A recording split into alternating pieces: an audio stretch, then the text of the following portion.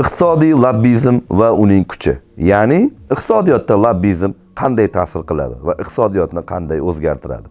Albatta biz lobbizm deganda o'sha poraxo'rlikka moyillik, korrupsiya va boshqa illatlarni tushunishimiz mumkin. Lekin biz tan olamizmi, yo'qmi, lobbizmning iqtisodiyotdagi ulushi bemisl hisoblanadi va albatta u dunyoning savdo-iqtisodiy munosabatlariga ta'sir qiladi. Shuningdek, iqtisodiyotning yadro ildizlari shakllanishida albatta uning ulushi bo'ladi.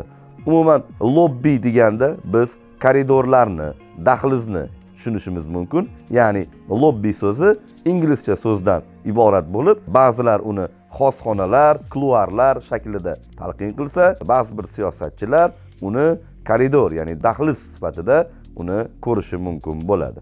Ya'ni biz lobbizmni bugun ko'rib chiqayotganda AQSh iqtisodiyoti va siyosatini ko'rib chiqishni ma'qul ko'rdik. Chunki AQSh iqtisodiyotining ochiqligi va ba'zi bir rivojlangan va rivojlanayotgan mamlakatlarga nisbatan keskin fikrlamaslik, agressiya bildirmaslik uchun hamma uchun qulay bo'lgan AQSh mamlakatini tanlashga qaror qildik. Va bu mamlakat lobbizmda ochiqlik siyosatini yurg'izishda o'ziga xos mamlakat hisoblanadi va umumiy olganda siyosat haqida o'zi iqtisodchilar nima deydi? Mana shu savolga AQSh iqtisodiyoti va uning siyosati javob beradi. Ya'ni lobbizm degani qaysidir manfaat egalari va guruhlarini mamlakatning qonun chiqaruvchi organiga ta'siri orqali ularning manfaatiga xizmat qiladigan qonun va qarorlarni chiqartirish va shu orqali foyda ko'rish bilan xarakterlanadi. Umuman eng katta lobbilar AQSh iqtisodiyotida hisoblanadi va eng katta lobbilarning raqobati Amerika Qo'shma Shtatlarida ro'y beradi. Bizda endi siyosiy madaniyat shakllanayotgan bir davrda albatta AQSh lobbisiga juda qo'pol va korrupsiya sifatida qarashimiz mumkin bo'ladi. Lekin umumiy ma'noda AQShning liberalizm va demokratiyaga e'tiborini hisobga olsak, tarixiy an'analarni hisobga olsak, iqtisodiyotining qamrov darajalarini hisobga olsak, AQSh uchun lobbizm normal holat hisoblanadi. Ya'ni AQSh kongressida albatta senatorlarning har bittasini o'zini kabineti mavjud va ular majlislar zaligacha ma'lum bir yo'lni, ya'ni koridorni, dahlizni bosib o'tadi.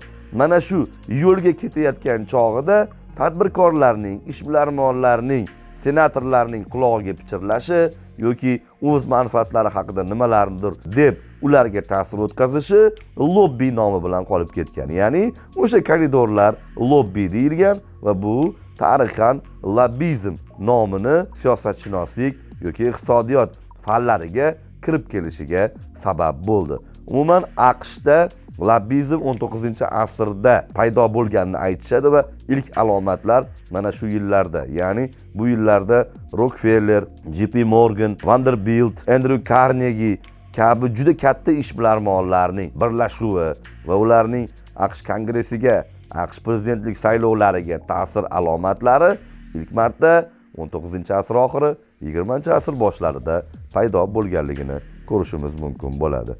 Demak, lobbizmni asosiy ikki guruhga bo'lishimiz mumkin bo'ladi. Birinchisi bu professional lobbi guruhlari, ya'ni AQShda lobbistik agentliklar mavjud.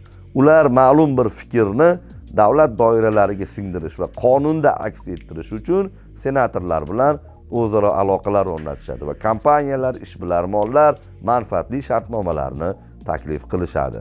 Va ikkinchisi bu etnik guruhlar, ya'ni milliy guruhlar hisoblanadi. Masalan, yahudiylar lobbizmi. Bu AQShdagi eng kuchli lobbizmlardan biri hisoblanadi va AQShda Isroil lobbisini ushlab turadi. Umuman iqtisodiy jihatlar nimadan iborat?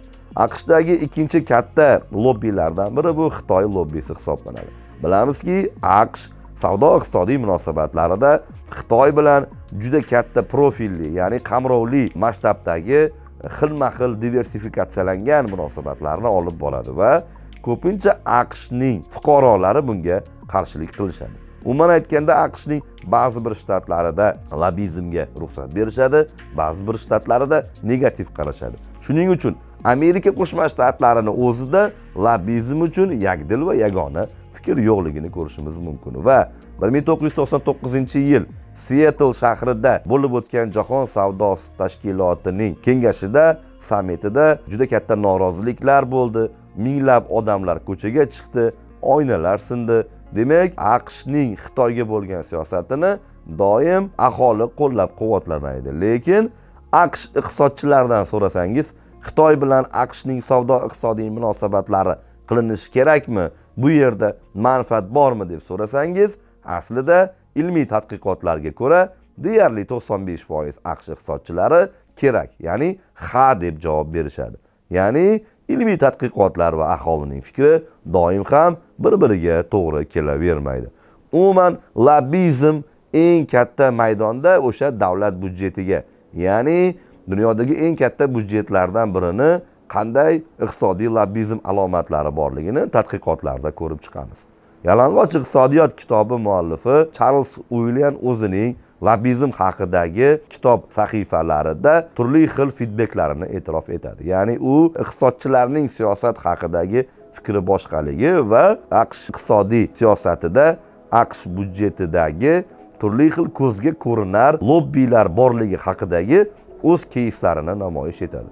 Masalan, 1955-yildan beri deyarli 20-asrning oxirigacha AQShda angor echkisidan jun mahsulotlari oluvchi va ip yaratuvchi fermerlarga har yili juda katta subsidiya berib kelingan. Bundan asosiy maqsad bu harbiy lobbi edi. Ya'ni harbiy kiyimlarni tikishda asosan angor echkisini junidan tayyorlangan ip kalavasidan foydalanilardi. Lekin eng qizig'i 1960-yildan AQSh harbiylari sintetik ipga o'tishdi va sintetik tolalardan tayyorlangan kiyimlarga o'tib ketishdi. Lekin har yilgi angor echkilarini yetishtiruvchi, ya'ni junidan foydalanuvchi fermerlarga subsidiya to'xtamaganligini ko'rishimiz mumkin. Albatta bu budjet uchun manfaatlimi yo'qmi? Bu narsa savol ostida qolgan jarayon hisoblanadi va albatta angor echkisiga, ya'ni uni yetishtiradigan, jun yetishtiradigan fermerlarga to'lanadigan pullar juda katta fiskal manevrlarga sabab bo'lmaydi, chunki ularning soni kamligi unchalik katta soliq to'lovchilarning e'tiborini tortmaydi. Albatta, AQShda budjet ochiq hisoblanadi va bundagi turli xil fikrlarning mavjudligi hukumatga ham ta'sir qiladi. Lekin bu turdagi fermerlarning kamligi, demak, e'tibordan chetda qoladigan vaziyatlardan biri hisoblanadi. Ikkinchi vaziyatda keyf sifatida etil spirtini keltiradi. Ya'ni doimiy ravishda AQSh hukumati etil spirtiga preferensiyalar berib keladi va uni benzinga aralashtirishda etil spirti go'yoki havoga zararli moddalarni chiqarmasligi bilan oddiy benzindan ko'ra deyarli 5-6 sentgacha etil spirtining har bir grammi uchun preferensiyalar beradi. Bu etil spirti bilan bog'liq preferensiyalar AQShning makkajixori yetishtiradigan fermerlarni subsidiyalarigacha ta'sir qiladi. Chunki asosan bilamizki, etil spirti bug'doy yoki makkajixoridan olinadi va buni tayyorlaydigan fermerlar doimiy ravishda subsidiya olib keladi va bu budjetdan, AQSh budjetidan bu preferensiya 7,1 milliard dollarni yo'qotilishiga olib keladi.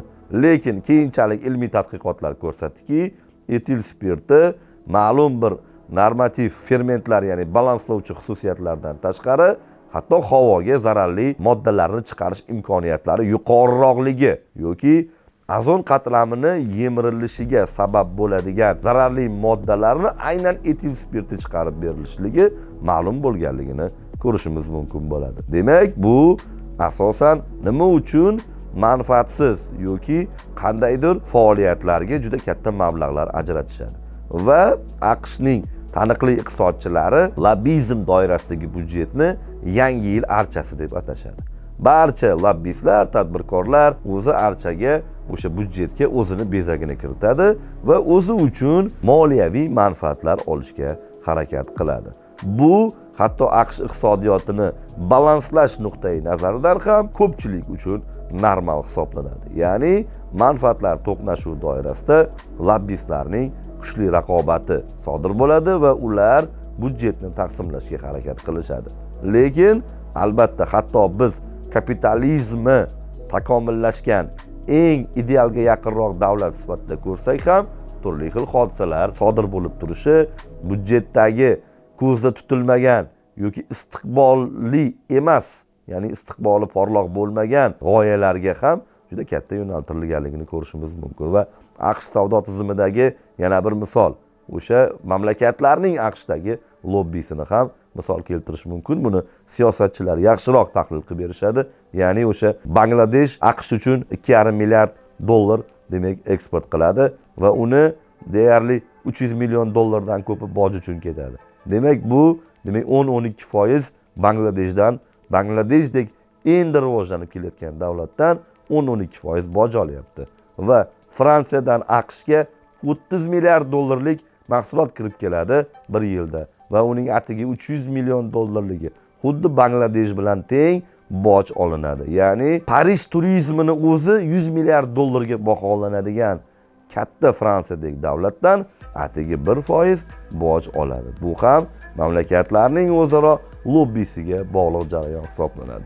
Ya'ni iqtisodiyotni kitoblarda biz tushungandek ideal g'oyalar, korporatsiyalarning ideal fikrlari yoki takomillashtirilgan loyihalar, investitsion loyihalar asosida, yakdil fikrlar asosida shakllanishi bu ideal tushuncha hisoblanadi. Ya'ni iqtisodiyotning ma'lum bir qismi ko'pgina guruhlarning rakurslari orqali, ularning moliyaviy manfaatga asoslangan fikrlari orqali rivojlanishini ko'rishimiz mumkin bo'ladi. Va yuqorida aytganimizdek, AQShdagi juda kuchli lobbizm, o'sha etnik guruhlardagi yahudiylar lobbizmi, Xitoy lobbizmi yoki professional lobbizm kompaniyalari ko'pgina rivojlanayotgan mamlakatlarda buni partiyalar rol o'ynaydi. Ya'ni partiya uchun tadbirkorlar keladi, partiya uni parlamentga olib chiqishga harakat qiladi va o'sha qandaydir guruhning manfaatlari qonun chiqaruvchi organda aks etadi. AQShda esa biroz boshqacha. Ya'ni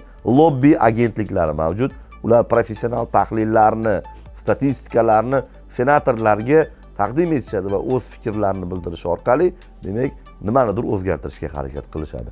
Etnik guruhlar esa undan ham dahshatli. Ya'ni ular networking bilan harakat qiladi. Yahudi demak lobbisimi, senatda qancha yahudi bor, qaysi kompaniyalarni boshqaradi? Ya'ni professional networking orqali o'z iqtisodiyotini, biznes infratuzilmalarini qurishga harakat qiladi. Demak, lobbizm aslida o'sha korrupsiya chegarasigacha bo'lgan masofada iqtisodiyotni, zamonaviy iqtisodiyotni balanslayotganda voz kechilmas xususiyat hisoblanadi. Ya'ni biz lobbizmni qo'llab-quvvatlamaymiz, lobbizmni ideal tushuncha demaymiz. Lobbizmni biz yoqlamasligimiz mumkin. Faqatgina iqtisodiyotda ko'rganda ajralish mumkin emas. Ya'ni real hayotdagi iqtisodiyot bundan ajralish mumkin emas degan talqinda ko'rish mumkinligini Amerika iqtisodiyoti dunyoga ko'rsatib qo'ydi va bu boshqa rivojlangan yoki rivojlanayotgan mamlakatlarda boshqa rakursda harakat qilinishi voqealar rivojini keltirib chiqaradi. Ya'ni bu yerdagi ijobiy jihatlar juda katta loyihalarni guruhlar orqali moliyalashtirishi va qonunda aks etish jarayonlari ro'y bergani uchun lobbizmning ijobiy jihatlarini ham AQSh baholaydi. Ko'pgina rivojlanayotgan mamlakatlar esa o'z infratuzilmasini shakllantirish davrida ekanligi uchun lobbizm korrupsiya chegaralariga moyil bo'lganligi uchun insonlarning manfaatini yakdil, ya'ni yakka monopol tarzda ta'minlashga haris bo'lganligi uchun rivojlanayotgan mamlakatlar lobbizm haqida deyarli so'zlashmaydi va bu so'zni ularning iqtisodi va siyosatini lug'atidan olib tashlashga harakat qilishadi. Bu davlatning pozitsiyasi hisoblanadi, lekin bilamizki, yashirin iqtisodiyotning barcha mamlakatlarda borligi bu lobbizm elementlarining yoki lobbizm detallarining u iqtisodiyotda borligi bilan xarakterlanadi.